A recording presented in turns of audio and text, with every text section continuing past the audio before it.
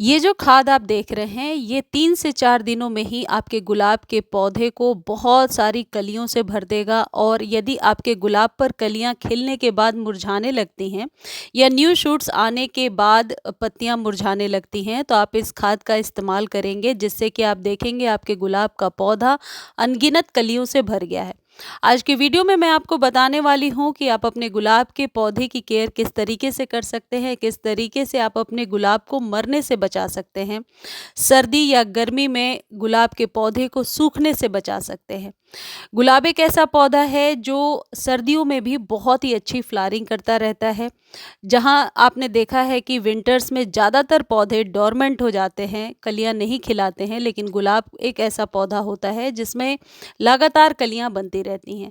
कुछ ज़रूरी टिप्स का यदि हम ध्यान रखेंगे तो हमारे गुलाब के पौधे में ज़्यादा से ज़्यादा कलियां ले पाएंगे।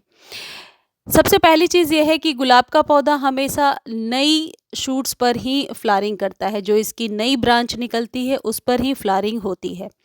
तो जैसे आप मेरे पौधे में देख रहे हैं, अनगिनत नई ब्रांचेस निकल कर के आई हैं, यानी कि आने वाले 10 से 15 दिनों के बाद इस पर एक साथ बहुत सारी कलियां बनेंगी।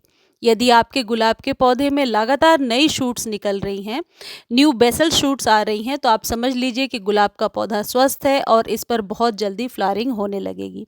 यदि आपके गुलाब के पौधे में पत्तियां सारी गिर गई हैं, तो बहुत ज़रूरी है कि किसी ऐसे खाद को आप देंगे जिससे कि पत्तियां आए, तभी आप अपने गुलाब पर नई कलियां ले पाएंगे।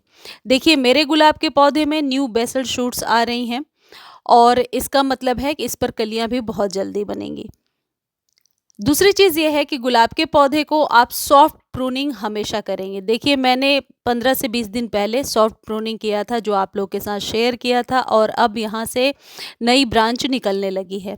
तो गुलाब के पौधे को घना बनाने और न्यू ब्रांच लेने का सबसे अच्छा तरीका ये है कि आप इसकी सॉफ्ट प्रूनिंग करेंगे। अभी वीडियो में मैं आपको ये करके दिखा रही हूँ कि सॉफ्ट प्रूनिंग किसे कहते हैं।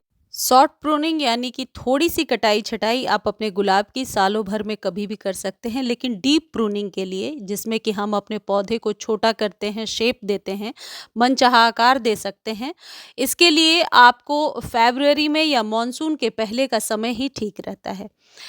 क्योंकि गुलाब एक ऐसा पौधा है जिसमें आप कटाई छटाई नहीं करेंगे तो न्यू शूट्स नहीं ले पाएंगे और नई कलियां भी नहीं ले पाएंगे। गुलाब को प्रूनिंग पसंद है, इसलिए गुलाब के पौधे में जितने अनवांटेड ब्रांचेज हैं जो आपको नहीं चाहिए और ऐसा लग रहा है कि ये आगे अभी इसमें कलियां भी नहीं बनेंगी, तो आप उन ब्रांचेज को ज़रूर कट करके हटा दें। गुलाब पर ये हमेशा आपको ध्यान देना होता है।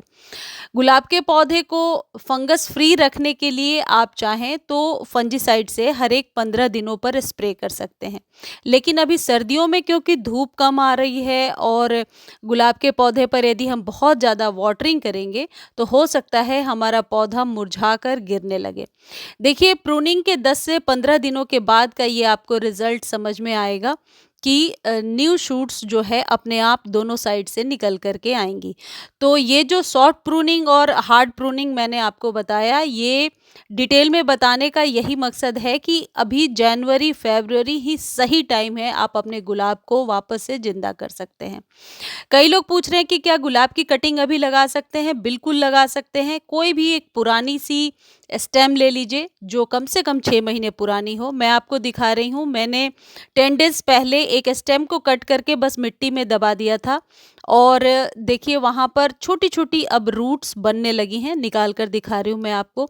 सेम गमले में भी आप पुरानी कोई भी स्टेम को कट करके और लगा सकते हैं। बस बार बार उसे छूना नहीं होगा, बार बार निकालना नहीं होगा और आप देखेंगे कि जड़ें 15 से 20 दिनों में बनने लगेंगी। लेकिन मिट्टी उपजाऊ होनी चाहिए और मिट्टी में कौन से खाद पदार्थ को देना है ये भी जानना ज़रूरी है। देखिए, यहाँ पर न्यू शूट्स निकल रही हैं। इस पौधे में छोटी सी जड़ अभी बनने लगी है और अभी 1 डेढ़ महीने के बाद जब मैं आप लोगों को दिखाऊंगी, ये ज़रूर शेयर करूंगी आप लोगों के साथ, तो आप देखेंगे कि पूरी रूट्स बहुत ही अच्छे से बन गई हैं। तो गुलाब की कटिंग लगाना बहुत ही आसान है और ये अभी जनवरी से लेकर मॉनसून तक, बीच में मई जून में कटिंग थोड़ी सी मुश्किल हो जाती है लगाना, लेकिन अभी आप आराम से लगा सकते हैं। इसको वापस मैं मिट्टी में दबा देती हूँ। जब कभी आप गुलाब की कटिंग लगा रहे हैं, आप इस बात का ध्यान रखें कि बहुत छोटे से कंटेनर में इसकी कटिंग और पौधों की तरह नहीं लग पाती है। आप गुलाब की कटिंग हमेशा बड़े कंटेनर में ही लगाएँगे तो रिज़ल्ट आप ज़्यादा अच्छा देख पाएँगे। अब दूसरी इम्पॉर्टेंट चीज़ है वाटरिंग, जो बहुत ही ज़्यादा केयरफुल होकर विंटर्स में देनी चाहिए। देखिए, जैसे मैं ये टच करके आपको बता रही हूँ, गुलाब के गमले को छूने पर, मिट्टी को के ऊपरी सतह को छूने पर यदि आपके हाथ में पानी लग रहा हो या मिट्टी लग रही हो, तो आप समझ जाइए कि अभी पानी देने की ज़रूरत नहीं है। वैसे भी गुलाब को सर्दियों में ज़्यादा पानी की ज़रूरत नहीं होती है। बेहतर है कि आप एक रूटीन बना लीजिए, वीक में 1 या 2 बार पानी दीजिए। यदि धूप निकल रहा है, आपके यहाँ धूप तेज है, तो आप चाहें तो 1 दिन गैप करके भी पानी दे सकते हैं, लेकिन हमारे यहाँ धूप अभी नहीं हो रही है, इसलिए हम पानी कम से कम देंगे। क्योंकि ओवर वाटर की वजह से गुलाब गर्मियों में भी मरता है और सर्दियों में भी। जहाँ कहीं से भी आपने कट किया है, वहाँ पर हल्दी पाउडर लगाना ना भूलें।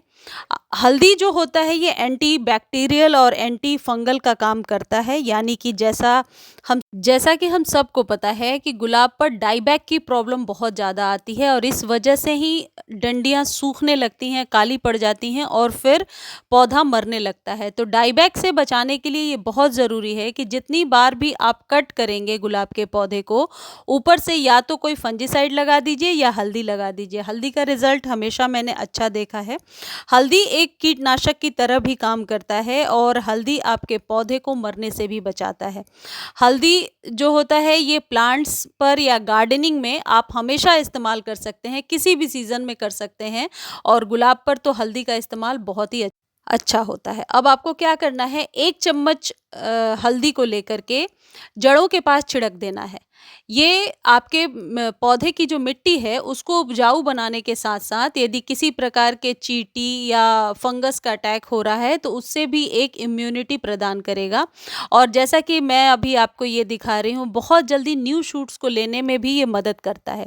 यदि गर्मियों में आप यूज़ कर रहे हैं तो इसको 1 लीटर पानी में घोल करके स्प्रे कर दीजिए। लेकिन क्योंकि अभी सर्दियाँ हैं और धूप नहीं आ रही है, इसलिए डायरेक्टली हम सिर्फ मिट्टी पर डाल रहे हैं। मेरे ख़्याल से आप समझ गए होंगे, 3 से 4 गमले के लिए सिर्फ़ 1 चम्मच हल्दी चाहिए। हल्दी शुद्ध हो, इस बात का ध्यान रखें। और ये ऑर्गेनिक भी है, थोड़ा-सा यदि ज़्यादा या कम मात्रा होती है तो उससे कोई ज़्यादा आप फ़र्क नहीं पड़ेगा। यदि हम इस तरीके से मिट्टी पर छिड़काव कर देते हैं तो एक तरीके से आपके पौधे को इम्यूनिटी मिल जाती है। और जो अगली जो चीज़ है वो ये कि गुलाब में अक्सर आप देखेंगे कि रोज़ सकर निकल आते हैं, यानी कि नीचे से जो 1 इंच, ये जो जगह मैं आपको दिखा रही हूँ, यहाँ से यदि कोई न्यू शूट्स निकलती है, नई ब्रांच निकलती है तो उसको आप कट कर दीजिए, क्योंकि वो जंगली होते हैं और वो आपके पौधे को नुकसान पहुँचाते हैं और आपके पौधे की सारी, आप कह सकते हैं, जितने भी खाद्य पदार्थ हैं उनको सोख लेते हैं। अब यदि फर्टिलाइज़र की बात करें कि कौन-सा फर्टिलाइज़र हम अभी गुलाब को दे सकते हैं, तो बहुत इफ़ेक्टिव ये फर्टिलाइज़र है और ये है सीवीड के ग्रैन्युअल्स। आधे चम्मच सीवीड के ग्रैन्युअल्स आपको 8 से 10 इंच के कंटेनर में डालना है, जैसे मैं डाल रही हूँ। यदि गर्मी में आप यूज़ कर रहे हैं तो इसे पानी में घोल करके भी दे सकते हैं, या फिर इस लिक्विड फॉर्म में आपके पास है तो इसका लिक्विड भी यूज़ कर सकते हैं। लेकिन जैसा मैंने बताया, मिट्टी अभी बहुत ही गीली है, इसलिए हम इसे सिर्फ आधे-आधे चम्मच ऊपर से डाल रहे हैं और ये आराम से मिट्टी में 1 से 2 दिनों में ही एब्ज़ॉर्ब हो जाता है और इससे न्यू ब्रांच को लेने में, नई कलियों को लेने में बहुत ही आसानी होती है। और ये एक कंप्लीट फर्टिलाइज़र है, आपके रोज़ प्लांट के लिए कंप्लीट फूड है, आप ये कह सकते हैं। न्यू बेसल शूट्स को लेने में ये बहुत हद तक मदद करेगा। सीवीड के ग्रैन्युअल्स आप बहुत आसानी से ऑनलाइन ले सकते हैं या फिर आप नर्सरी से भी ले सकते हैं। इस तरीके से 5 से 6 चीज़ों का ध्यान रख करके आप अपने गुलाब पर बहुत ही अच्छी फ्लावरिंग ले सकते हैं। मुझे उम्मीद है जानकारी आपको अच्छी लगी होगी। जानकारी अच्छी लगती है तो चैनल को लाइक, शेयर और सब्सक्राइब करना ना भूलें। धन्यवाद।